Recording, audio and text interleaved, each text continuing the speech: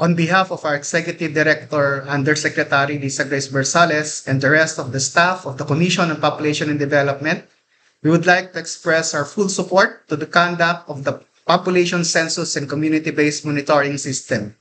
The population census data and that of the CBMS are crucial in the attainment of the goal of the Philippine Population and Development Plan of Action, which is to optimize demographic opportunity and address prevailing population issues towards inclusive and sustainable development.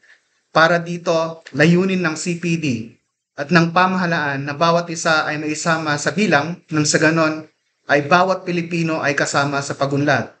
Kaisa at katuwang kami ng PSA sa paghikayat sa bawat Pilipino na makibahagi sa gaganaping population census and CBMS upang magkaroon tayo ng mas matalinong pagbalangkas ng mga pulisiyang nakatuon sa tamang pangangailangan at sitwasyon ng mga tao.